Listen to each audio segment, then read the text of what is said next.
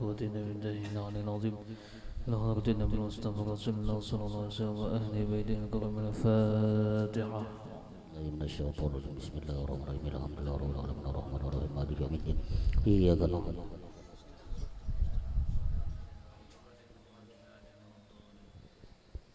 أعوذ بالله من الشيطان الرجيم بسم الله الرحمن الرحيم ياسين القرآن الحكيم إنك لمن المرسلين على صراط مستقيم تنزيل العزيز الرحيم لتنذر قوما ما أنذر آباءهم فهم غافلون لقد حق القول على أكثرهم وهم لا يؤمنون إنا جعلنا في أعناقهم أغلالا فهي إلى القول فهم مقمحون وجعلنا من بين أيديهم سدا ومن خلفهم سدا فغشيناهم فهم لا يبصرون وسواء عليهم أنذرتهم أم لم تنذرهم لا يؤمنون إنما تنذر من اتبع الذكر وخشي الرحمن بالغيب فبشر مغفرة وأجر كريم إنا نحن نحيي الموتى ونكتب ما قدموا وآثارهم وكل شيء أحصيناه في إمام مبين واضرب لهم مثلا أصحاب القرية إذ جاء المرسلون إذ أرسلنا إليهم اثنين فكذبوهما فعززنا بثالث فقالوا إنا إليكم مرسلون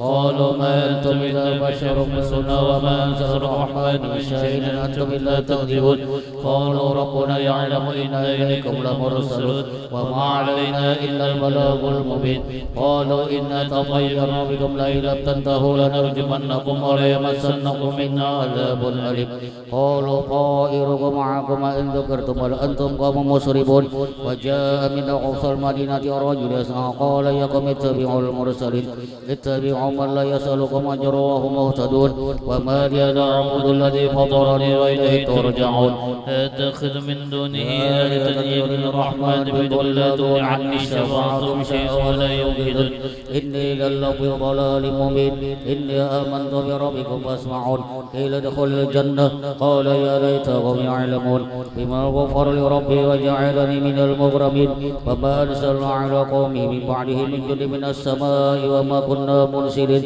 إن كانت إلا صيحة واحدة فإذا هم خامدون يا حسرة على العباد ما يأتيهم من رسول إلا كانوا به يستهزئون ألم يروا كما أهلكنا قبلهم من القرون أنهم إليهم لا يرجعون وإن كل لما جميع لدينا محضرون وآية لهم الأرض الميتة أحييناها وأخرجنا منها حبا منه يأكلون وجعلنا فيها جنة من نخيل وعنب وفجرنا فيها من العيون ليأكلوا من ثمره ومع نسيهم أفلا يشكرون سبحان الذي خلق الأزواج كلها مما تنبت الأرض ومن أنفسهم ومما لا يعلمون وآية لهم الليل نسلخ منه نهارا وإذا هم مظلمون والشمس تجري لمستقر لها ذلك تقدير العزيز العليم والقمر قدرناه منازل حتى عاد كالرجل القديم لا الشمس ينبغي لها أن تدرك القمر وليس سابق النهار وكل في فلك يسبحون وآية لهم أن حملنا ذريتهم في الفلك المشحون وخلقنا لهم من مثله ما يركبون وإن نشأ نغرق فلا صريخ لهم ولا هم ينقذون إلا رحمة منا ومتاعا إلى حين وإذا قيل لهم اتقوا ما بين أيديكم وما خلفكم لعلكم ترحمون وما تأتيهم من آيات ربهم إلا كانوا عنها معرضين وإذا قيل لهم أنفقوا مما رزقكم الله قال الذين كفروا للذين آمنوا أن نطعم من يشاء الله عظمه إن أنتم إلا في ضلال مبين ويقولون متى هذا الوعد إن كنتم صادقين ما ينظرون إلا صيحة واحدة تأخذهم وهم يخصمون ولا يستطيعون توصية ولا إلى أهلهم يرجعون ونفخ بالصور فإذا هم من أجداد إلى ربهم ينسلون قالوا يا ويلنا من بعثنا من مرقدنا هذا ما على الرحمن وصدق المرسلون إن كانت إلا صيحة واحدة فإذا هم جميع لدينا محضرون فاليوم لا تظلم نفس شيئا ولا تجزون إلا ما كنتم تعملون إن أصحاب الجنة اليوم في شغل فاكهون هم أزواجهم في ظلال على الأرائك متكئون لهم فيها فاكهة ولهم ما يدعون سلام قولا من رب رحيم وامتازوا اليوم أيها المجرمون ألم أعهد إليكم يا بني آدم ألا تعبدوا الشيطان إنه لكم عدو مبين وأن اعبدوني هذا صراط مستقيم ولقد أضل منكم جبلا إبلا كثيرا أفلم تكونوا تعقلون هذه جهنم التي كنتم توعدون اصلوها اليوم بما كنتم تكفرون اليوم نختم على أفواههم وتكلمنا أيديهم ونشهد أرجلهم بما كانوا يكسبون ولما نشاء طمسنا على أعينهم فسبقوا الصراط فأنى يبصرون ولما شاء مسخناهم على ما كان بهم ما استطاعوا مضيا ولا يرجعون ومن نعمر نكسه في الخلق أفلا يعقلون وما علمنا الشعر ما ينبغي له إن هو إلا ذكر وقرآن مبين لينذر من كان حيا ويحق القول على الكافرين أولم يروا أنا خلقنا لهم مما عملت أيدينا أنعاما فهم لها مالكون وذللناها لهم ومنها ركوبهم ومنها يأكلون ولهم فيها منابع ومشارب أفلا يشكرون واتخذوا من دون الله آلهة لعلهم ينصرون لا يستطيعون نصرهم وهم لهم جند مهضرون فلا يحزنك قولهم إنا نعلم ما يسرون وما يعلنون أولم يرى الإنسان أنا خلقناه من قبل فإذا هو خصيم مبين وضرب لنا مثلا ونسي خلقه قال من يحيي العظام وهي رميم قل يحيي الذي أنشأها أول مرة وهو بخلق عليم الذي جعلكم من الشجر الأخضر نارا فإذا أنتم منه توقدون أوليس الذي خلق السماوات والأرض بقادر على أن يخلق مثلهم بلى هو الخلاق العليم إنما أمره إذا أراد شيئا أن يقول له كن فيكون فسبحان الذي بيده ملكوت كل شيء وإليه ترجعون فيا أيها الراجون منه شفاعة صلوا عليه وسلموا تسليما اللهم صل وسلم وبارك عليه وعلى آله أيها المشتاقون إلى رؤية جماله صلوا عليه وسلموا تسليما صل وسلم وبارك عليه وعلى من يخطب إصاله يقظة ومناما صلوا عليه وسلموا تسليما اللهم صل وسلم وبارك عليه وعلى رب صل على محمد أشرف بدر في الكون أشراق يا رب صل على محمد أشرف بدر في الكون أشراق يا رب صل على محمد أكرم داع يدعو إلى الحق يا رب صل على محمد أكرم داع يدعو إلى الحق يا رب صل على محمد المصطفى الصادق المصدق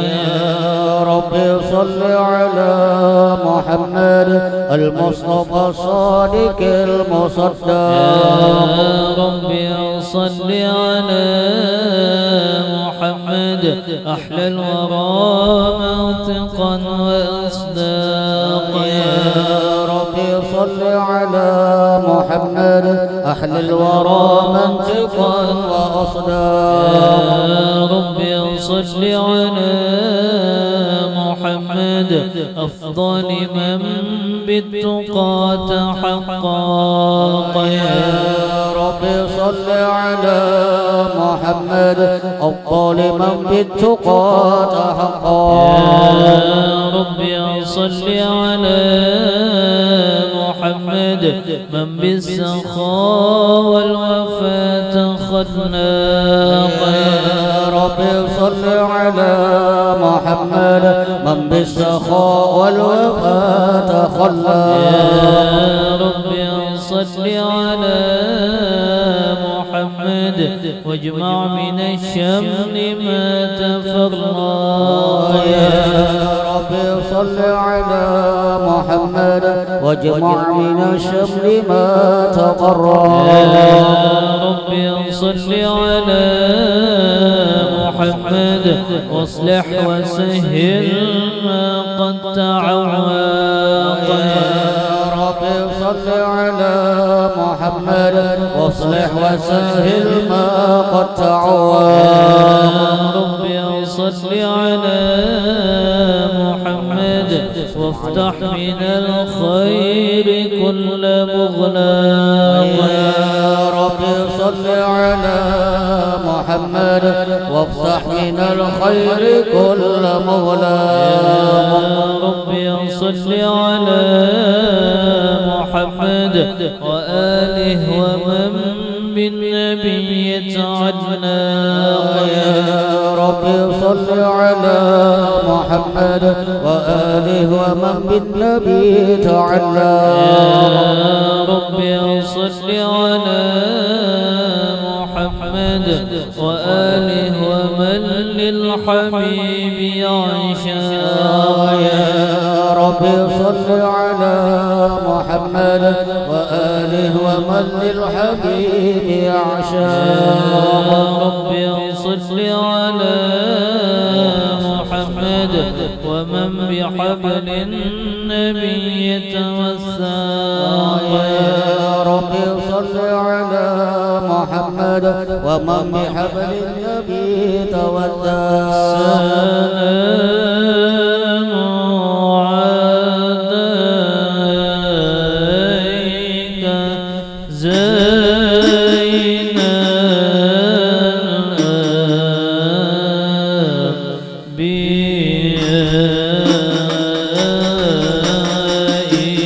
الأنبياء سلام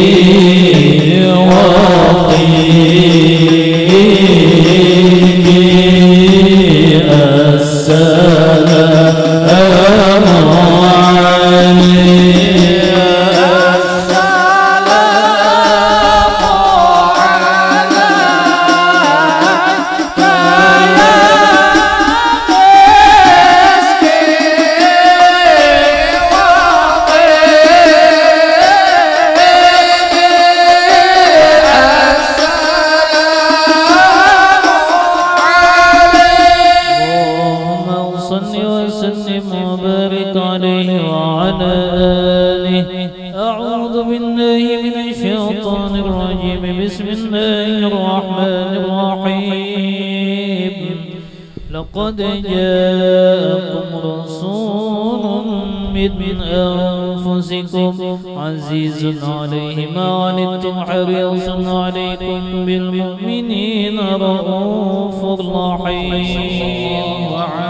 فإن تولوا فقل حسبي الله لا إله إلا هو عليه توكلت وهو رب العرش العظيم. صلى الله عليه. إن الله وملائكته يصلون على النبي يا أيها الذين آمنوا صلوا عليه وسلموا تسليما.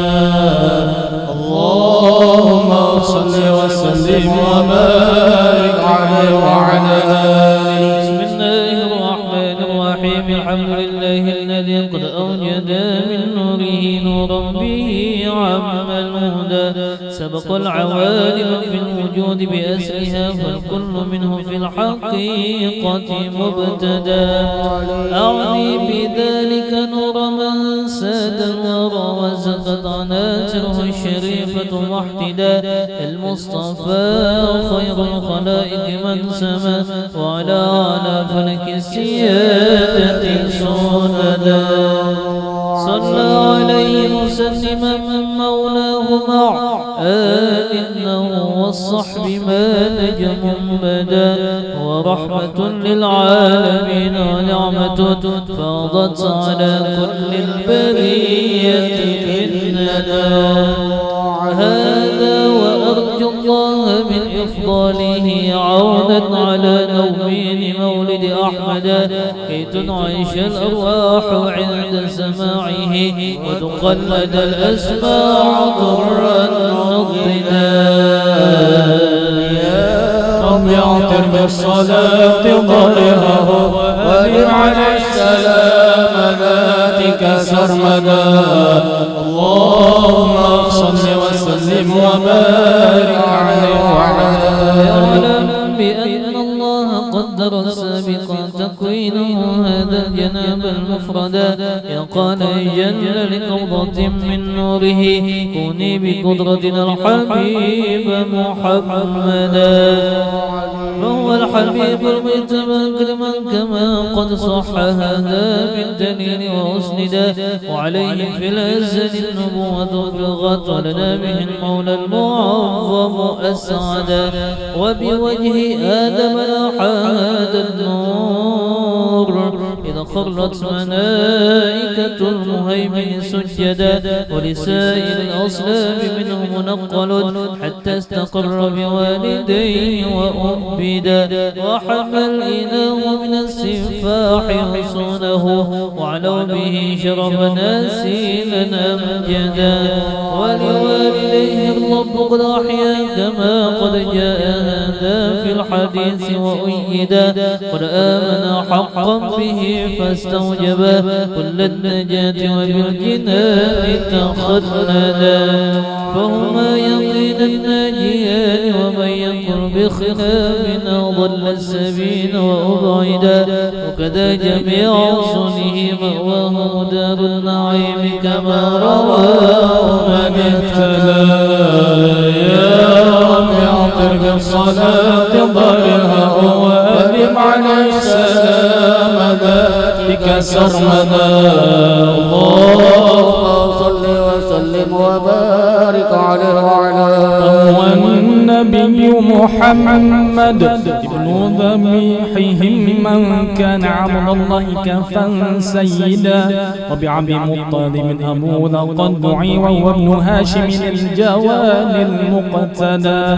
عن ابن عبد مناف من ينتمي قصي بن كلابهم مجد الصدى. وهو ابن مرة نجري كعبهم الذي لرؤيهم نسب ابن غالب العدا.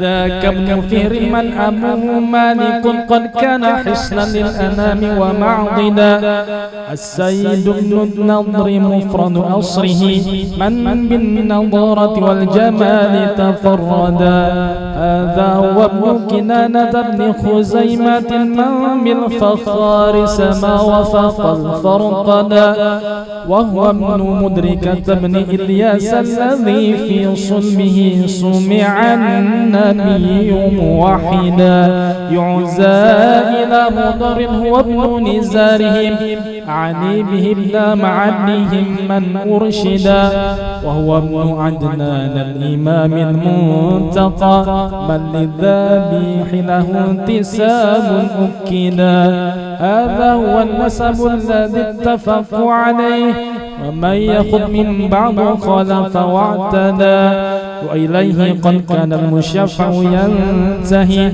ويكذب النساب مهما عددا وهو الذي فرض علينا حفظه وكذاك كل مكلف قد وحدا أكرمه نسبا بأقد نظامه وحلى مفاخره الوجود تخلدا يا رب اغفر بالصلاة ضرعه واجب عليه السلام ذاتك سرمدا اللهم صل وسلم وبارك عليه وعلى آله هذا ولما أن أراد إلهنا إظهار سر المصون الأسعدا اختص آمنة الرضا أما له ولها به أما الهنا وتأبدا حملت بجوهر الشريف وما شقت ثقلا ولا وهنا بها طول المدى وهواتف الرحمن قد هتفت بها وبسائر الأقوال قد سمع النداء وتقول يا بشراك قد نلت المنى وحملت خير المرسلين الأمجدا صلى الله على سيدنا محمد صلى الله عليه وسلم صلى الله على سيدنا محمد صلى الله عليه وسلم صلى الله على سيدنا محمد صلى الله عليه وسلم صلى الله على سيدنا محمد صلى الله عليه وسلم صلى الله على سيدنا محمد صلى الله عليه وسلم وبليلة الحمل المعظم فتحت جنات الفردوس وطابت موردا والملك والملكوت بها عطر والأنس وافى وسرور تجددا وبعامها قد عم الخصم في الورى من بعد جلب للبرية أجهدا وتباشرت بالشر بالورهوش وبالصفا قرى المسرة غردا أو هيل شرك أصبحت أصنامها منقوصة وهوانها لن يجحدا وبعافة لقب ذي العام إذ كم من فتوحات لم توحدا وجميع أخبار ربط أخباره واجها بها وجه الزمان توردا وتقول حان نور بإرسال من أفق العلا لنرى الحبيب ونسعدا في عامه كل النساء كرامة للمصطفى حملا ذكورا رشدا ولكم به ظهرت عجائب جمعة عنها لقد طاق النطاق تعددا يغفر بالصلاة ضرعه وأدم عليه السلام ذلك سرمدا اللهم صل وسلم وبارك عليه وعلى آله يا ربي يا جواد بارك لنا الأولاد يا ربي يا جواد بارك لنا الأولاد صل على محمد طه الممجد صل على محمد طه الممجد فرحك عينا يا ربي يا جواد بارك لنا الأولاد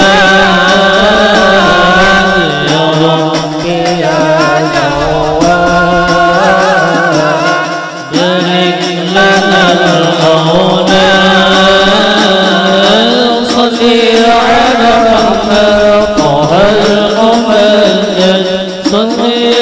محمد طه الممجد قرت به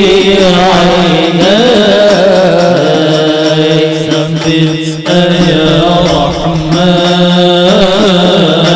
قلبي على الإيمان ثبت يا رحمن قلبي على الإيمان إن لم تكن لي فمن يكن لي إن لم تكن لي فمن يكن لي بني سوى مولاي يا ربي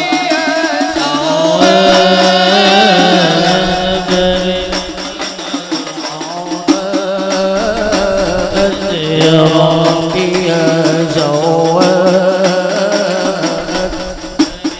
لنا أولاد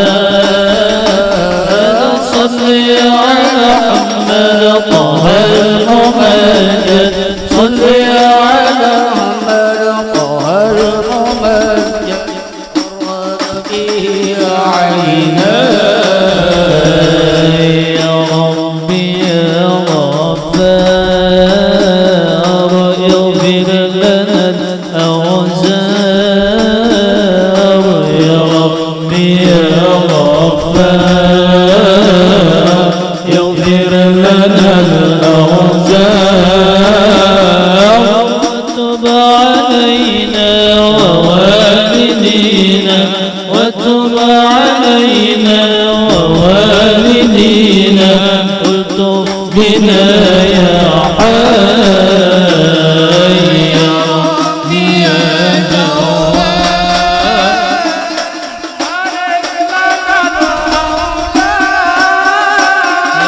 يا ربي يا جواد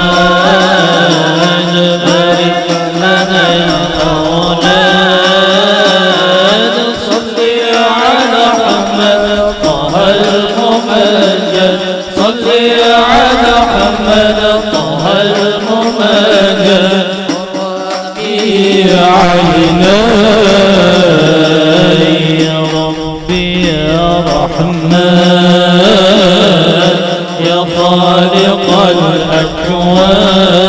الأكوان يا ربي يا رحمن يا خالق الأكوان اشفي مرضانا والحاضرين اشفي مرضانا والحاضرين والمسلمين يا حي يا ربي يا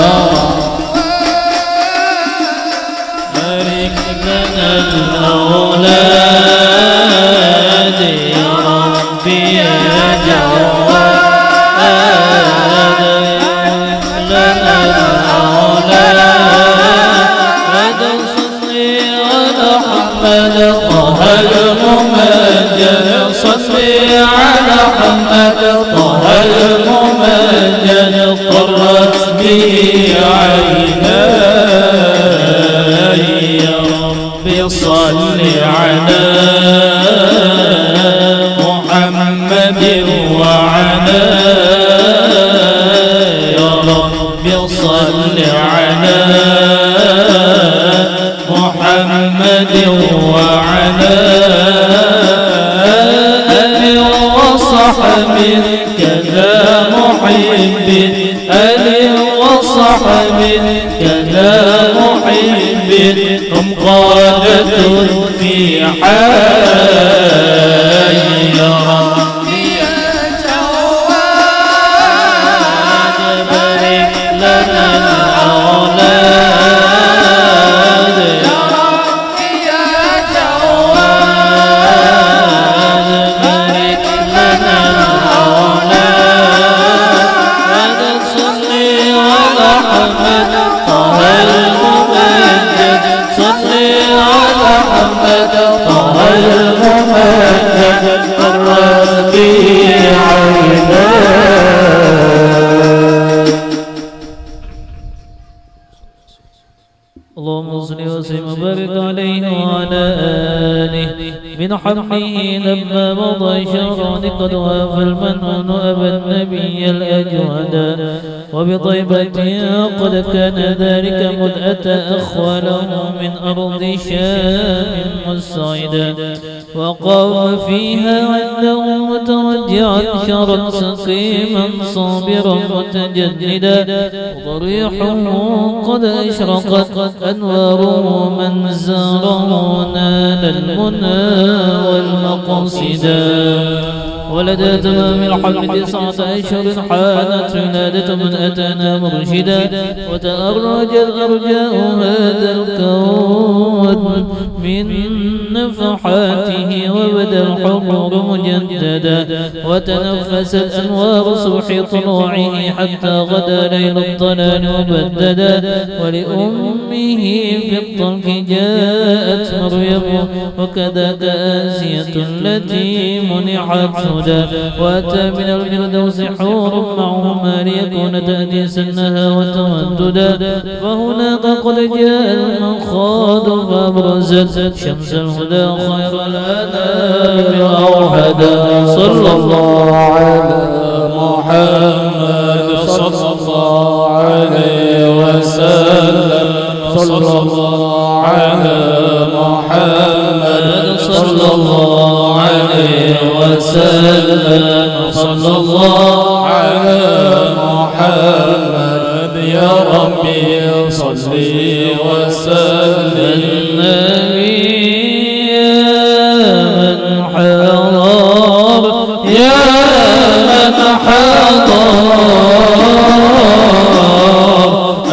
النبي زين البشر زين البشر من والشجر والشجر كل غزال سلم عليه صلى الله عليه مرحبا يا نور العين مرحبا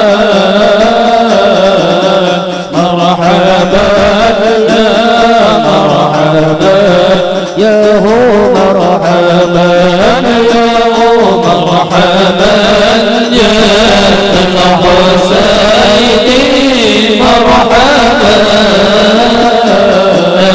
مرحبا ألفي مرحبا النبي ذاك العروس ذاك العروس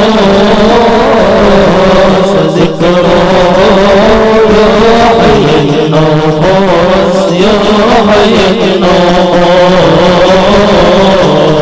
النصارى المجوس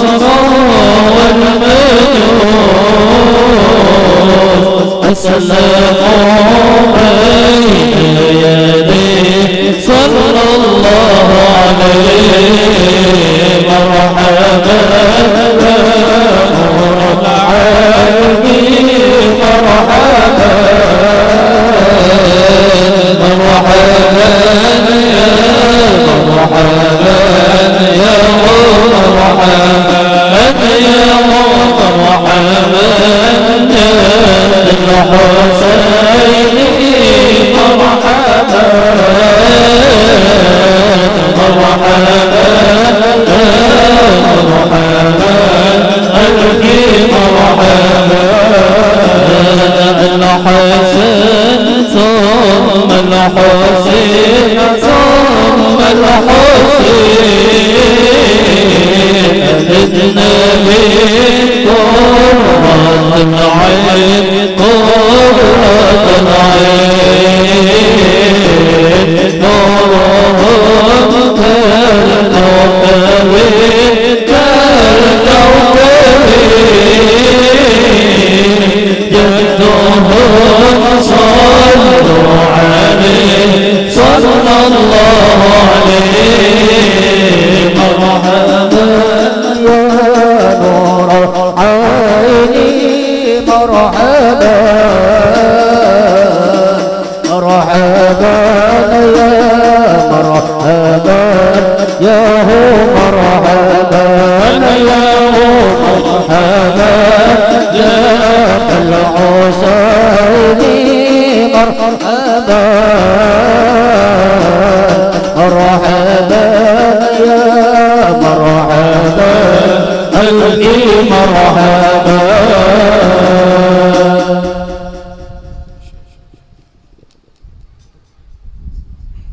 أعوذ بالله من الشيطان الرجيم بسم الله الرحمن الرحيم إن الله اصطفى آدم ونوحا وآل إبراهيم وآل عمران على العالمين ذرية بعضها من بعض والله سميع عليم إذ قالت امرأة عمران رب إني نذرت لك ما في بطني محررا فتقبل مني إنك أنت السميع العليم فلما وضعتها قالت رب إني وضعتها أنثى والله أعلم بما وضعت وليس الذكر كالأنثى وإني سميتها مريم وإني أعيذها بك وذريتها من الشيطان الرجيم فتقبلها ربها بقبول حسن وأنبتها نباتا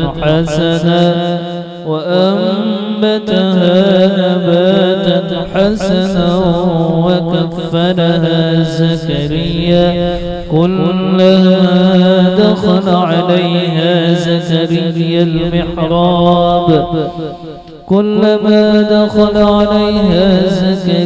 المحراب وجد عندها رزقا قال يا مريم أنى لك هذا قالت هو من عند الله إن الله يرزق من يشاء بغير حساب صدق الله العظيم.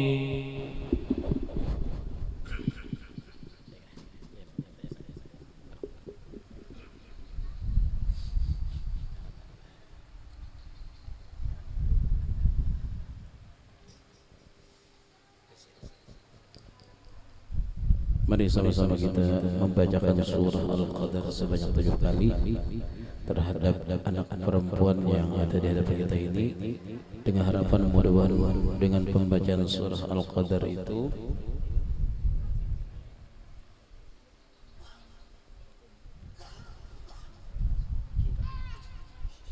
mudah-mudahan dengan berkah pembacaan surah Al-Qadar sebanyak 7 kali tadi itu Allah Subhanahu wa ta'ala memeliharakan anak perempuan ini dari perbuatan zina seumur hidupnya. Bismillahirrahmanirrahim. Inna anzalnahu fi lailatul qadr wa ma adraka ma lailatul qadr. Lailatul qadr khairun min alf shahr. Tanazzalul malaikatu war-ruhu fiha bi'izni rabbihim min kulli amr. Salamun hiya hatta matla'il fajr. Bismillahirrahmanirrahim. Inna anzalnahu fi lailatul qadr wa ma adraka ma lailatul qadr. Lailatul qadr khairun min alf شهر تنزل الملائكة والروح فيها بإذن ربهم من كل أمر سلام هي حتى مطلع الفجر. بسم الله الرحمن الرحيم. إنا أنزلناه في ليلة القدر وما أدراك ما ليلة القدر. ليلة القدر خير من ألف شهر تنزل الملائكة والروح فيها بإذن ربهم من كل أمر سلام هي حتى مطلع الفجر. بسم الله الرحمن الرحيم إنا أنزلناه في ليلة القدر وما أدراك ما ليلة القدر ليلة القدر خير من 1000 شهر تنزل الملائكة والروح فيها بإذن ربهم من كل أمر سلام هي حتى مطلع الفجر بسم الله الرحمن الرحيم إنا أنزلناه في ليلة القدر وما أدراك ما ليلة القدر ليلة القدر خير من 1000 شهر تنزل الملائكة والروح فيها بإذن ربهم من كل أمر سلام هي حتى مطلع الفجر بسم الله الرحمن الرحيم إنا أنزلناه في ليلة القدر وما أدراك ما ليلة القدر ليلة القدر خير من 1000 شهر تنزل الملائكة والروح فيها بإذن ربهم من كل أمر سلام هي حتى مطلع الفجر بسم الله الرحمن الرحيم إنا أنزلناه في ليلة القدر وما أدراك ما ليلة القدر ليلة القدر خير من 1000 شهر تنزل الملائكة والروح فيها بإذن ربهم من كل أمر سلام هي حتى مطلع الفجر.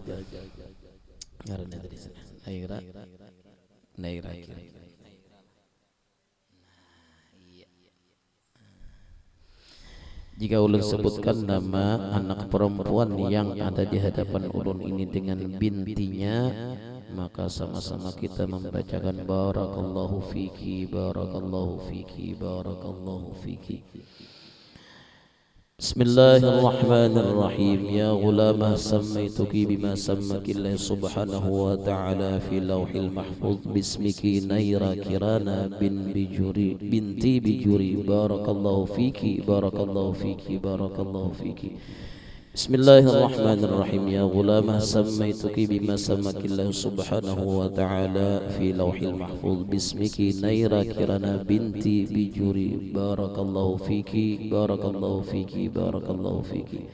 Bismillahirrahmanirrahim. Ya ghulamah sammaituki bima sammaki Allah subhanahu wa ta'ala fi lawhil mahfuz bismiki Naira Kirana binti Bijuri barakallahu fiki barakallahu fiki barakallahu fiki wa ja'alaki min ibadihi as-salihin bisirri nabi wa ali nabi wa bisirri suratil Fatihah. Bismillahirrahmanirrahim. Alhamdulillahi rabbil alamin arrahmanir rahim maliki yaumiddin. Iyyaka na'budu wa iyyaka nasta'in ihdinas siratal mustaqim siratal ladzina an'amta 'alaihim ghairil maghdubi 'alaihim waladdallin. Amin. Bismillahirrahmanirrahim. Alhamdulillahi rabbil alamin. Allahumma salli wa sallim ala sayyidina Muhammad wa ala alihi wa sahbihi ajma'in. Ya Allah ya Rahman ya Rahim ya Hayy ya Qayyum ya Dzal Jalali wal Ikram ya badi'as samawati wal ard ya ilahana wa ilaha kulli syai'in ilahu wahidan la ilaha illa ant nas'aluka an taj'ala Naira Kirana binti Bijuri barakalaka wa li rasulika wa li walidayha. Allahumma tawil عمرها وأحسن خلقها وكمل إيمانها وإسلامها. اللهم طهر قلبها وزين قلبها بزينة الإيمان وكره إليه الكفر والفسوق والعصيان واجعلها من عبادك الراشدين فضلا منك ورحمة. اللهم احفظها من كل شيطان وهامة ومن كل عين لامة برحمتك يا أرحم الراحمين. اللهم إنا نسألك لنا وأهلنا نيرا كيرانا بنت بجوري التوبة والمغفرة والتوفيق والهداية والاستقامة وحسن الخاتمة واحشرنا في زمرة النبيين والصديقين والشهداء والصالحين برحمتك يا أرحم الراحمين. اللهم إن أحد أرادنا أو أراد أهلنا نيرا كيرانا بنت بجوري بسوء من الجن والإنس والوحوش من بشر أو شيطان أو سلطان أو وسواس فردد نظرهم في انتكاس وقلوبهم في وسواس وأيديهم في إفلاس وأبقهم من الرجل إلى الرأس لا سهل يجدع ولا جبل يقطع بألف ألف لا حول ولا قوة إلا بالله العلي العظيم. فالله خير حافظا وهو أرحم الراحمين. ربنا هب لنا من أزواجنا وذرياتنا قرة أعين واجعلنا للمتقين إماما. ربنا آتنا في الدنيا حسنة وفي الآخرة الآخرة حسنة وقنا عذاب النار. صلى الله على سيدنا محمد وعلى آله وصحبه وسلم. سبحان ربك رب العزة عما يصفون والسلام على المرسلين الحمد لله رب العالمين.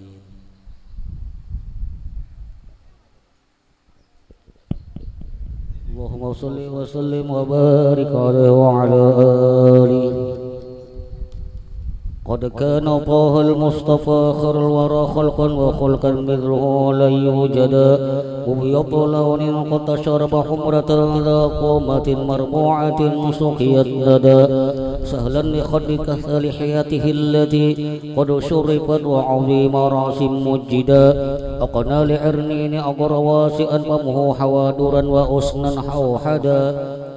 وكحيل طرف كان سيدنا كذا لا جبحة فاضت هلالا أرشدا. وحوى حواجب جززت وتفلجت أسنانه مهرا خد أوردا. وإذا مشى متكافئا فكأنما انحط من صوب العلا مسترشدا. من حسن طلحة وجه الشمس اتست وبنور ضوء جبينه البدر ارتدى. ويفوه منه شجر يفوق بطيب مسكينا زكيا مستطابا أجودا. ويعظم الشرفاء والفضلاء ولم يهكر فكيرا بل نداه تعودا. ولأهله ذا خدمة متواضعا لله في دار الفناء زاهدا.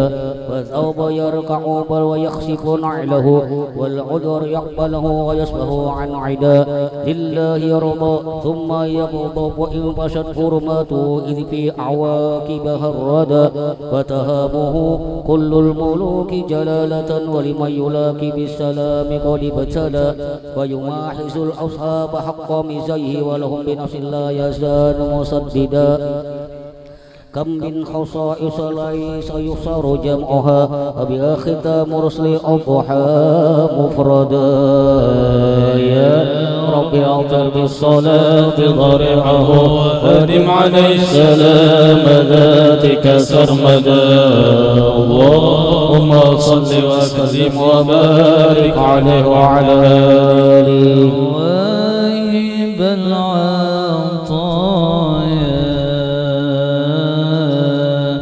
يغفر لنا الخطايا بأشرف البرايا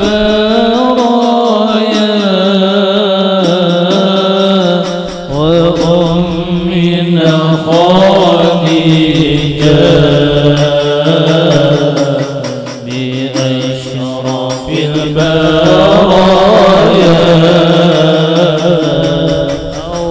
أمنا خديجة. يا واهب العطايا يغفر لنا الخطايا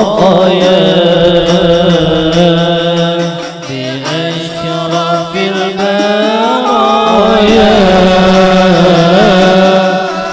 وأمنا خديجة بأشرف البرايا وأمنا خديجة. يا أم للبتول بشراك بالتصالي بالمصطفى الرسول. بشراك بالمعية بالمصطفى الرسول. بشراك بالمعية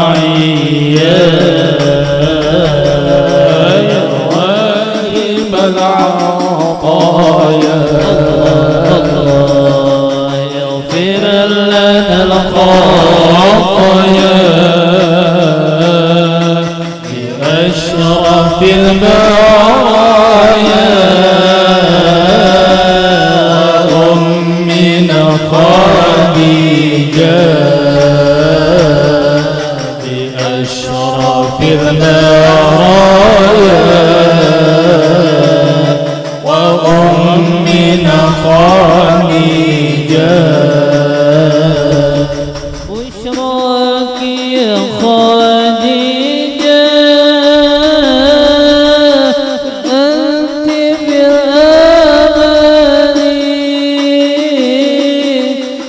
أفضالك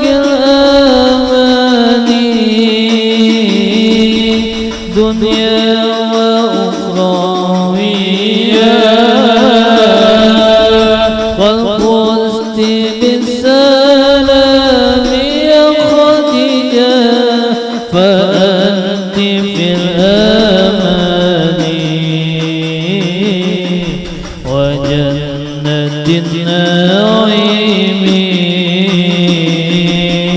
في غرفة باهية واهب العطايا اغفر لنا خطايا أشرف البرايا أمنا خديجة بأشرف البرايا وأمنا خديجة يا أفضل النساء بلا امتراء كم لك من ثناء وجنة باهية يا واهب العطايا اغفر لنا الخطايا بأشرف البرايا وأمنا خديجة وكم لك الآيات ما يحصيها مدادي بضم بلا سواد تسخو بها سخية يا واهب العطايا اغفر لنا الخطايا بأشرف البرايا وأمنا خديجة آمنت بالبشير والناس في القبور رزقت بالذرار تقضى بهم سنيا يا واهب العطايا اغفر لنا الخطايا بأشرف البرايا وأمنا خديجة يا ربي فارضى عنها وأجزيلا عطاها وصلي يا إلهنا على النبي وفيها يا واهب العطايا اغفر لنا الخطايا بأشرف البرايا وأمنا خديجة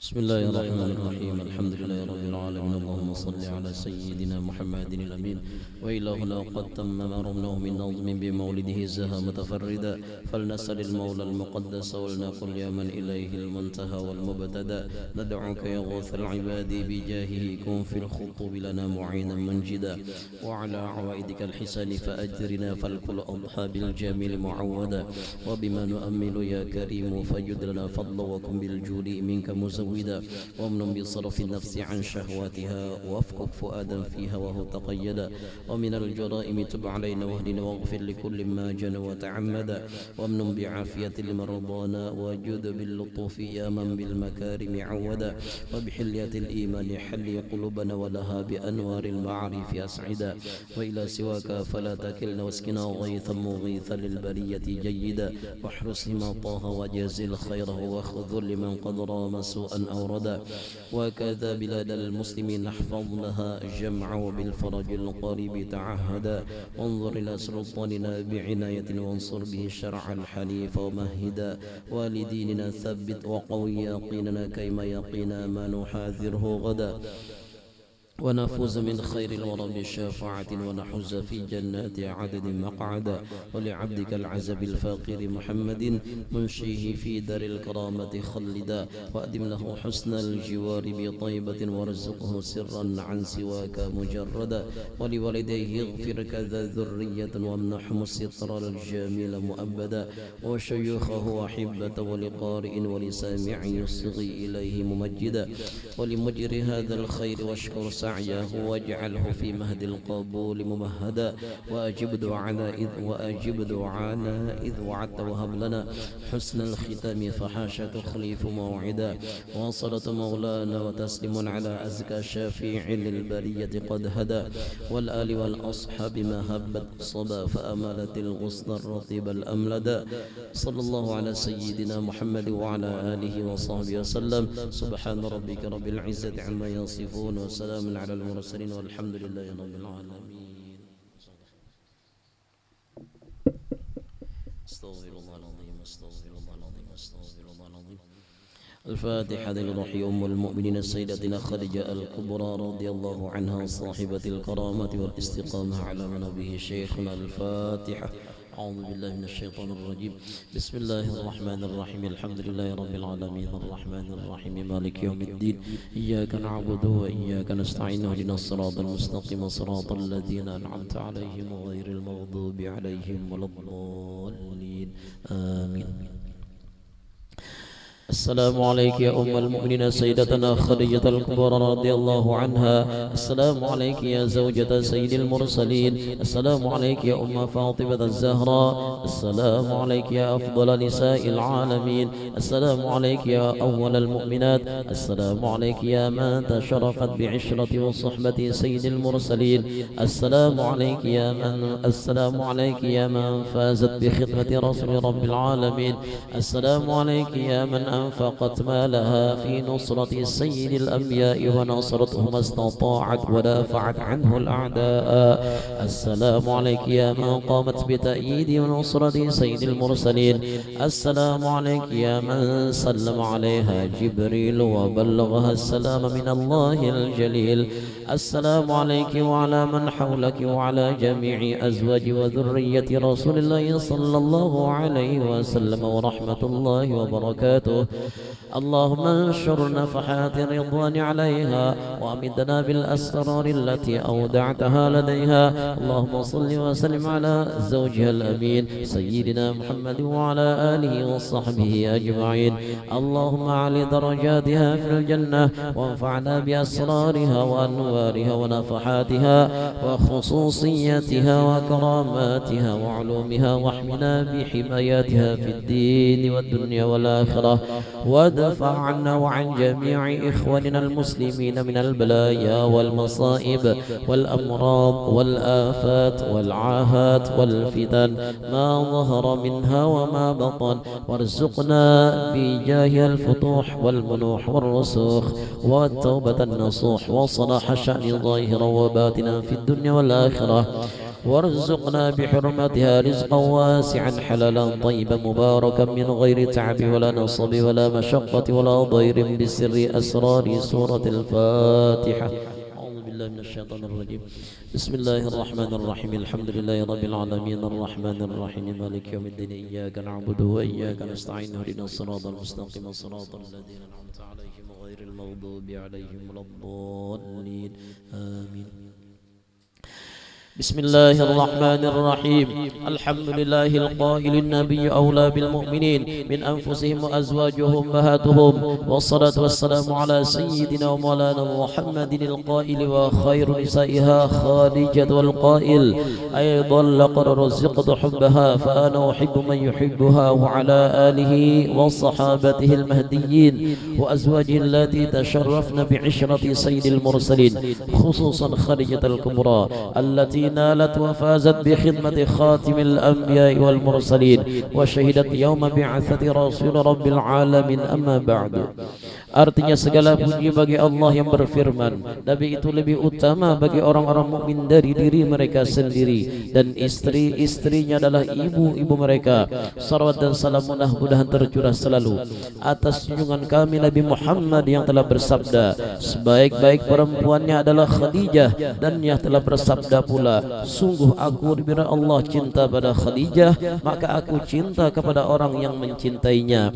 Dan atas keluarganya dan para sahabat yang diberi petunjuk dan istri-istrinya yang mendapatkan kemuliaan dengan bergaul atau bersuamikan pimpinan segala rasul, khususnya Sayyidah Khadijah Al-Kubra yang mencapai keberuntungan dengan berkhidmat atau membantu Nabi Muhammad, penutup segala nabi-nabi dan rasul-rasul, dan menyaksikan pada hari dibangkitkannya rasul atau utusan Tuhan seluruh sekalian alam.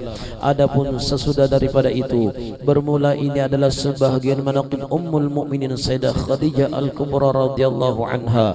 Mudah-mudahan Allah menurunkan rahmat dan mengampuni dosa serta meridai bagi orang yang membacanya dan orang-orang yang hadir mendengarkannya. Amin ya rabbal alamin. Sayyidah Khadijah adalah seorang perempuan yang mempunyai kemuliaan. Beliau dilahirkan 15 tahun sebelum lahir baginda Rasulullah. Keturunannya daripada kaum Quraisy yang dihormati.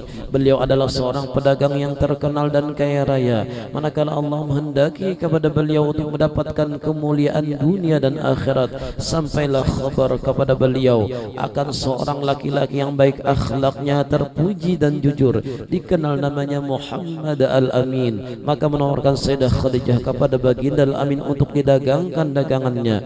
Dengan gembira diterima tawaran itu oleh baginda Al-Amin. Kemudian berangkatlah baginda Al-Amin ke negeri Syam membawa dagangan Sayyidah Khadijah untuk dijualkan.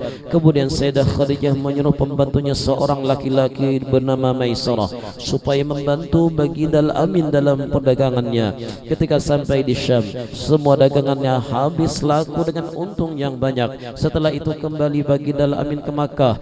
Manakala sampai ke Makkah, disambut oleh Sayyidah Khadijah dengan senang gembira dan ucapan terima kasih. Setelah melihat kemuliaan dan kebaikan akhlak baginda Al-Amin serta keberhasilannya dalam berdagang, maka tertanam di hati Sayyidah Khadijah perasaan cinta dengan baginda Al-Amin. Ditambah lagi cerita dari Maisarah akan keajaiban yang terjadi pada baginda Al-Amin dalam perjalanan berdagang ke negeri Syam. Di antaranya awannya menaungi selama dalam perjalanan, unta yang tunduk dan patuh, perjalanan yang cepat sampai dan mudah. Mendengar cerita yang demikian itu, maka bertambah kuatlah cinta Khadijah kepada baginda Al-Amin. Kemudian daripada itu menyuruh Sayyidah Khadijah akan Nafisah binti Umayyah untuk menanyakan hal keadaan baginda Al-Amin. Kemudian berangkat Nafisah kepada baginda Al-Amin dan bertanya, wahai baginda Al-Amin, apakah yang mendagang engkau daripada berkawin? Jawab baginda, aku tidak punya apa-apa. Berkata Nafisah, bagaimana kalau ada seorang perempuan yang baik akhlaknya, keturunannya mulia, elok rupanya dan kaya raya menginginkan dirinya engkau? Dijawab baginda, siapakah? Berkata Nafisah, Khadijah. Dijawab baginda, sesungguhnya aku lihat Khadijah adalah seorang perempuan yang mulia, akhlak terpuji, bijaksana dan terpelihara dari pekerjaan kaum jahiliyah. Kemudian musyawarahlah baginda Al-Amin dengan paman-paman beliau, dan mereka pun semua setuju. Maka mendapatlah keberuntungan dunia dan akhirat. Sayyidah Khadijah berkawin dengan Muhammad Al-Amin khairil bariyah. Kemudian datanglah pembesar-pembesar kaum Quraisy menyaksikan perkawinan itu. Lalu Abu Talib paman baginda berkata, segala puji bagi Allah yang telah menjadikan keturunan kami dari zuriat Nabi Ibrahim alaihissalam, menjadikan kami sebagai pembersih Baitullah, pelayan tanah haram dan pembesar Quraisy. Kemudian daripada itu, anak saudaraku ini Muhammad bin Abdullah tidak ada bandingnya, walaupun ia tidak kaya tetapi akhlaknya terpuji, keturunannya mulia. Sesungguhnya telah meminangkan Khadijah binti Khuwailid dengan mahar yang telah ditentukan. Demi Allah, kejadian ini sangat besar dan perkawinan ini sangat mulia. Kemudian berkata Waraqah bin Naufal, segala puji bagi Allah yang telah menjadikan keturunan kita daripada pembesar dan pemimpin Quraisy, dan keturunan kalian semua daripada adalah pembesar-pembesar Quraisy yang mulia, dan kami sangat gembira dengan terhubungnya kekeluargaan dengan kalian. Kemudian saksikanlah wahai kaum Quraisy bahwasanya aku kawinkan Khadijah binti Khuwailid dengan Muhammad bin Abdullah dengan maharnya 400 dirham. Kemudian berkata Abu Talib, segala puja bagi Allah yang telah menghilangkan kesedihan dan keduka citaan berkah perkawinan ini. Baginda kawin berumur 25 tahun sedangkan Khadijah berumur 40 tahun, maka mengadakan walimah baginda dengan menyembelih 2 ekor unta. Dan ada Sayyidah Khadijah salah seorang istri yang paling banyak membantu baginda.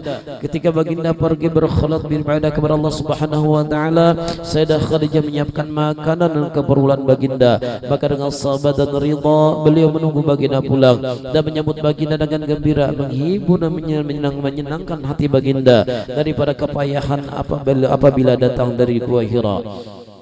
Sampai kepada masanya baginda bertemu dengan malaikat Jibril membawa wahyu yang pertama. Maka pulanglah baginda dengan perasaan yang berbeda. Lalu beliau minta selimuti kepada Khadijah sambil berkata, wahai Khadijah selimuti aku, wahai Khadijah selimuti aku, sesungguhnya telah terjadi sesuatu yang luar biasa pada diriku. Menjawab Khadijah dengan kasih sayang lembut dan bijaksana, demi Allah sesungguhnya Allah tidak akan menjadikan engkau hina selamanya.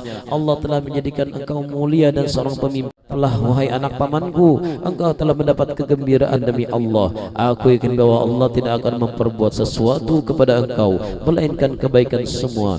Dan aku bersaksi bahwasanya engkau adalah Nabi akhir zaman, dan sekarang telah sampai masanya engkau datang. Sesungguhnya telah memberi khabar akan aku oleh Rahib Buhaira dengan khabar yang nyata dan menyuruh ia untuk mengawini engkau 20 tahun yang lalu. Alangkah sempurna akal dan ilmu Sayyidah Khadijah. Perkataan beliau telah menghibur dan meyakinkan hati baginda. Perkataan beliau telah menghibur dan menyenangkan hati baginda. Perkataan beliau telah meyakinkan dan membenarkan apa yang terjadi pada baginda, walaupun beliau sudah yakin terlebih dahulu. Perkataan itulah yang selalu diingat dan disebut oleh baginda Lami di hadapan para sahabat beliau. Karena itu Sayyidah Khadijah mendapatkan keistimewaan yang banyak tidak terhingga.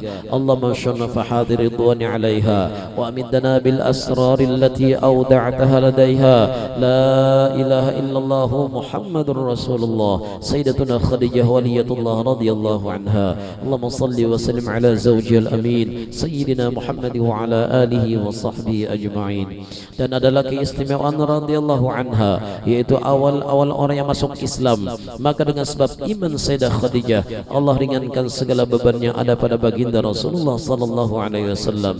Dan adalah keistimewaan radhiyallahu anha mendapat kemuliaan sebagai istri baginda Rasulullah dan mendapat keberuntungan dengan berkhidmat atau membantu kepada Rasulullah dan menyaksikan ketika dibangkitkannya Rasulullah serta menolong dan membela dakwahnya Rasulullah sallallahu alaihi wasallam.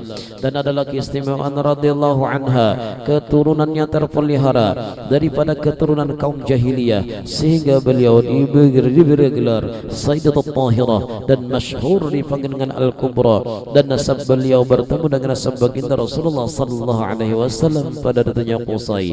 Sayyidah Khadijah binti Khuwailid bin Asad bin Abdul Uzza bin Qusay, Sayyidina Muhammad bin Abdullah bin Abdul Muttalib bin Hashim bin Abdi Manaf bin Qusay. Dan adalah keistimewaan radhiyallahu anha termasuk daripada ahli darak, yaitu apabila tawassuli dengan menyebut ya ummana Khadijah al-Kubra sebanyak 3 kali maka hadirlah beliau. Dan adalah keistimewaan radhiyallahu anha mempunyai ilmu dan akal yang sempurna, akhlak yang terpuji, bijaksana dalam segala urusan, mempunyai firasat yang kuat, semangat besar, pandangan dan pendapat yang tepat, serta mempunyai keelokan yang sempurna. Dan adalah keistimewaan radhiyallahu anha orang yang sangat kaya raya dan pemurah banyak harta dan pembantu perniagaan yang berhasil sehingga semua hartanya diserahkan kepada baginda Rasulullah sallallahu alaihi wasallam untuk dakwah agama Islam. Dan adalah keistimewaan radhiyallahu anha selalu menghibur dan menyenangkan hati baginda apabila ada orang kafir yang mengganggu atau berbuat jahat terhadap baginda Rasulullah sallallahu alaihi wasallam. Dan adalah keistimewaan radhiyallahu anha senantiasa bersama baginda Rasulullah selama lebih kurang 24 tahun bersama baginda menjalani rumah tangga. Tidak pernah beliau menyakiti hati baginda Rasulullah sallallahu alaihi wasallam. Dan adalah keistimewaan radhiyallahu anha diberi pangkat afdalu wa sayyidatun nisa'il alamin, yaitu seutama-utama pemimpin wanita di alam semesta dan istri yang paling utama dari istri-istri baginda dan semua anak-anak baginda baginda dilahirkan daripadanya melainkan Ibrahim, maka daripada Mariatul Qibtiyah. Inilah anak-anak baginda yang dilahirkan daripada Sayyidah Khadijah. Pertama Qasim, kedua Abdullah, ketiga Zainab, keempat Ruqayyah, kelima Ummu Kulthum, keenam Fatimah Zahra. Semua anak baginda masuk Islam dan berhijrah bersama-sama baginda ke Madinah. Dan adalah keistimewaan radhiyallahu anha berkhidmat atau membantu menyiapkan makanan dan minuman untuk keperluan baginda beribadah dan berkhalat di Gua Hira. Dengan setia beliau menunggu baginda pulang, dan terkadang beliau naik ke Gua Hira mengendari makanan untuk baginda Rasulullah sallallahu alaihi wasallam. Dan adalah keistimewaan radhiyallahu anha mendapat ucapan dan kiriman salam dari Allah Subhanahu wa taala dan malaikat Jibril, dan beliau mendapat kabar dari baginda Rasulullah bahwasanya Allah telah menyediakan untuk beliau mahligai yang terbuat daripada mutiara. Dan adalah keistimewaan radhiyallahu anha sangat dicintai baginda Rasulullah sallallahu alaihi wasallam, seperti sabda beliau, sungguh aku diberi Allah cinta pada Khadijah, maka aku cinta kepada orang yang mencintainya. Dan juga baginda tidak pernah melupakan kebaikan radhiyallahu anha dan menghormati keluarga beliau dengan mengirim hadiah. Dan terkadang baginda menyembelih kambing sendiri, kemudian membagi-bagi dagingnya kepada keluarga Sayyidah Khadijah. Dan baginda sering menyebut-nyebut kebaikan radhiyallahu anha serta memuji dan bercerita tentang keistimewaan dan kelebihan Sayyidah Khadijah. Dan baginda tidak pernah bosan-bosannya sekalipun lama dan panjang. Dan baginda selalu mendoakan serta memintakan ampun kepada Allah untuk Sayyidah Khadijah. Dan adalah keistimewaan radhiyallahu anha senantiasa bersama baginda Rasulullah baik dalam keadaan senang maupun susah. Tidak pernah beliau meninggalkan baginda Rasulullah. Dan ketika baginda Rasulullah diasingkan orang kafir, beliau selalu menemani dan menghibur baginda Rasulullah sekalipun umur beliau lebih dari 60 tahun, karena cinta dan sayang pada baginda Rasulullah. Kurang lebih 3 tahun diasingkan baginda bersama Sayyidah Khadijah dengan sabar dan ridha, merasakan lapar dan haus manakala makanan dan minuman tidak ada. Maka seyogyanya kita umat Islam menundukkan kepala mengingat kebesaran dan kemuliaan Sayyidah Khadijah yang membantu dan membela serta menghibur Rasulullah dalam mendakwahkan agama Islam di Makkah, seperti sabda beliau, Allah tidak akan menggantikan untuk diriku yang lebih baik daripadanya. Khadijah telah beriman kepadaku pada saat orang kafir kepadaku. Dia telah membenarkan diriku pada saat orang-orang mendustakan diriku. Dia telah menolong diriku pada saat orang-orang mengusir diriku. Dia telah melapangkan diriku pada saat orang-orang menghalangiku.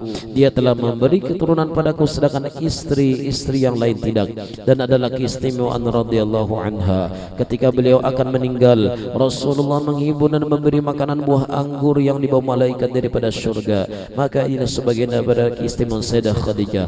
Walhasil kesimpulannya bahwa keistimewaan beliau tidak dapat dihitung, manakib beliau tidak dapat dibatasi, karena beliau selalu dipuji dan diceritakan baginda Rasulullah kebaikan dan keistimewaannya. Syahdan adalah rumah Sayyidah Khadijah seafdal tempat setelah Masjidil Haram, seperti kata sebagian ulama, karena di rumah itu turun malaikat Jibril dan membawa wahyu, dan tempat baginda Rasulullah beribadah, dan tempat dilahirkannya anak-anak baginda Rasulullah sallallahu alaihi wasallam. Kemudian Sayyidah Khadijah diwafatkan pada tanggal 11 Ramadan 3 tahun sebelum hijrah baginda ke Madinah, dan beliau dimakamkan di Mu'alla yang dikenal kampung Hajun. Maka dengan kasih sayang turun baginda Rasulullah meletakkan jasad Sayyidah Khadijah dan meratakan tanahnya dengan perlahan-lahan sebagai tanda kelebihan beliau dari istri-istri yang lain. Dan beliau wafat berumur 65 tahun radhiyallahu anha. Allahumma anshurna fahadir ridwani alaiha wa amidna bil asrar allati awda'taha ladaiha. La ilaha illallah Muhammadur Rasulullah Sayyidatuna Khadijah waliyatullah radhiyallahu anha. Allahumma salli wa sallim ala zawjil amin Sayyidina Muhammad wa ala alihi wa sahbihi ajma'in. Setengah daripada karamah Sayyidah Khadijah radhiyallahu anha bahwa kebanyakan orang yang bermukim di Makkah hendak ziarah ke makam baginda Rasulullah sallallahu alaihi wasallam di Madinah, tetapi mereka tidak punya harta benda. Maka ziarahlah mereka ke makam Sayyidah Khadijah. Dengan berkah Sayyidah Khadijah dapat mereka harta untuk ziarah ke makam baginda Rasulullah sallallahu alaihi wasallam, dan hasillah maksud mereka. Setengah daripada karamah Sayyidah Khadijah radhiyallahu anha Ada seorang di Makkah pergi ke pasar dan berhutang pada kawan yang akan dinar. Ketika di tengah pasar hilanglah dinarnya itu, maka menujulah ia ke Sayyidah Khadijah dan ia membaca Fatihah untuk Sayyidah Khadijah. Manakala ia kembali ke rumah, ia dapati kawannya itu tadi ada di rumahnya dengan membawa dinarnya itu tadi di tangannya. Setengah daripada karamah Sayyidah Khadijah radhiyallahu anha, seorang ahli Makkah kehabisan uang, kemudian menujulah ia makam Sayyidah Khadijah dan ia membaca Fatihah dan salam untuk Sayyidah Khadijah. Manakala kembali ia dari makam itu, tiba-tiba ada orang yang memberi uang padanya, maka mengucap alhamdulillah ya karena berkah Sayyidah Khadijah. Setengah daripada karamah Sayyidah Khadijah radhiyallahu anha, seorang ahli Makkah datang ziarah ke makam Sayyidah Khadijah. Tiba-tiba datang beberapa keturunan Rasulullah sallallahu alaihi wasallam ziarah masuk ke hadapan kubur Sayyidah Khadijah. Kemudian mereka usapkan debu makam itu ke muka dan badan mereka, lalu mengisyaratkan mereka kepada seorang tadi supaya datang ke hadapan kubur Sayyidah Khadijah. Maka menyuruh ia supaya mencium debu yang ada di hadapan kubur Sayyidah Khadijah. Maka mencium ia akan debu itu ternyata bersangatan wangi dan harum. Nah, sedikit cerita tentang masalah keharuman makam Sayyidah Khadijah ketika ulun ziarah ke sana pertama kali berhadapan. Itu waktu itu memakai masker itu sudah tambus baunya itu, harumnya itu, padahal makam Sidin itu pagarnya besi ditutup kaca, kacanya tuh mika plastik aja bang, cuma batu lu bahadapan kubur tuh mulai main jauh juga itu bang. Nah tuh keciuman sudah tambus masker tuh ulun pacul tetap bau harum juga. Keunikannya di makam itu semakin tawassul tuh semakin panjang, semakin harumnya tuh semakin pekat, semakin harum benar. Nah itu cuma karena dijaga Wahabi, ulun sempat ditagurnya kenapa ikan menyebutkan syekh itu sesat. Nah kada kawa sudah tuh paksa ulun bakalah berjauh. Nah karena banyak suahab di sana menjaganya, jadi yang paling aman ziarah itu di luar pagar di pinggir jalan aspal situ aja, nang banyak bacaan panjang-panjang. Mundi ke kubur Sidin dijaga askarnya itu. Pernah sekali ada nang Wahabinya nang ganas, hanyar ulun mandak murid hendak bacaan diusirnya sudah. Hanyar mandak murid koyuhan datang, banyak murid duduk hendak bacaan diusirnya sudah. Nah itu sekilas cerita tentang masalah kubur Sayyidah Khadijah nang selama ini ulun baca bahwa keharuman Sidin hanya ulun bisa prodi menakib, dan ulun buktikan seorang alhamdulillah Allah Ta'ala mengizinkan ulun untuk bisa mencium harumnya di apa namanya daripada kubur Sayyidah Khadijah itu, belum mencium pasirnya lagi. Nah karena ditutupnya kada diakses maksudnya itu kada kawa.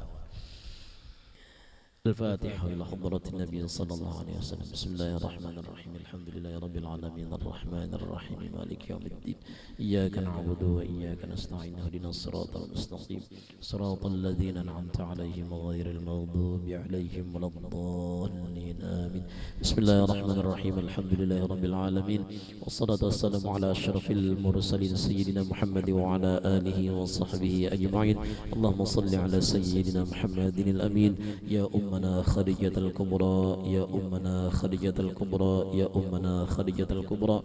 اللهم كما مننت على السيدة خديجة الكبرى رضي الله عنها بتمام التصديق والإيمان بنبيك سيدنا ومولانا محمد صلى الله عليه وسلم، فمن علينا بذلك يا قدم الإحسان، وكما تفضلت عليها بتعظيم حرمته وحفظ عهده وذمته ونصر حزبه ودعوته ومتابعة سبيله وسنته وتأييد كلمته وحجته، فتفضل علينا بذلك واكتب لنا من ذلك الحظ الأوفر والنصيب الأكبر، ووفقنا للاستمساك بسنته ولزوم ملته حتى نموت عليها، واحشنا في زمرته وتحت لوائه، واجعلنا من رفقائه وأوردنا حوضه واسقنا بكأسه، وانفعنا بمحبته وتب علينا واحفظنا من جميع البلاء والبلواء والفتن ما ظهر منها وما بطن واغفر لنا ولجميع المؤمنين والمؤمنات والمسلمين والمسلمات الأحياء منهم والأموات اللهم اشرح صدورنا بما شرحت به صدور الصالحين من عبادك ويسر أمورنا بما يسرت به أمور الصالحين من عبادك وسدد ألسنتنا بما سددت به ألسنة الصالحين من عبادك واهدي قلوبنا بما هديت به قلوب الصالحين من عبادك بحق سيدتنا خديجة صاحبة الكرامة والاستقامة برحمتك يا أرحم الراحمين اللهم يسر لنا وأهلنا والمسلمين زيارة مكة والمدينة ببركة سيدنا محمد صلى الله عليه وسلم وببركة أم المؤمنين سيدتنا خديجة رضي الله عنها صاحبة الكرامة والاستقامة برحمتك يا أرحم الراحمين اللهم يسر لنا وأهلنا والمسلمين زيارة مكة والمدينة ببركة سيدنا محمد صلى الله عليه وسلم وببركة أم المؤمنين سيدتنا خديجة رضي الله عنها صاحبة الكرامة والاستقامة برحمتك يا أرحم الراحمين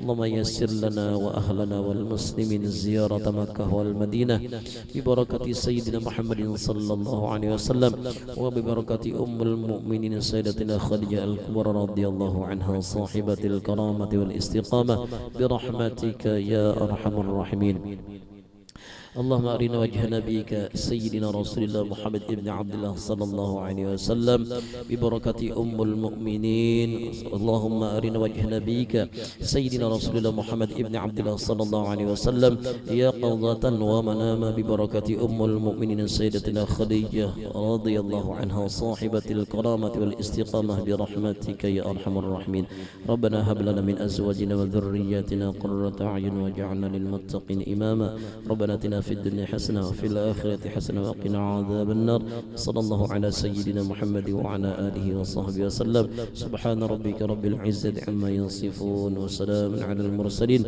الحمد لله رب العالمين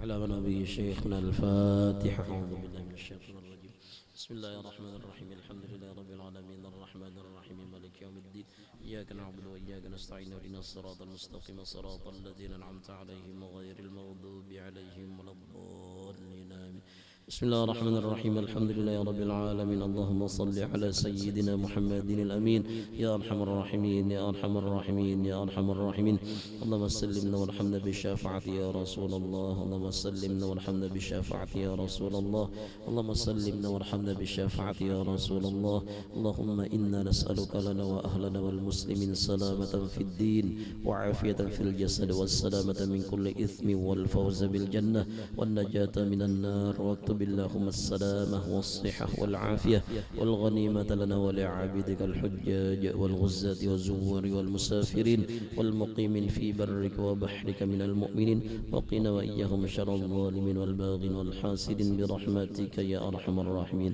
ربنا آتنا في الدنيا حسنة وفي الآخرة حسنة وقنا عذاب النار صلى الله على سيدنا محمد وعلى آله وصحبه وسلم سبحان ربك رب العزة عما يصفون وسلام على المرسلين الحمد لله رب العالمين تقبل الله منكم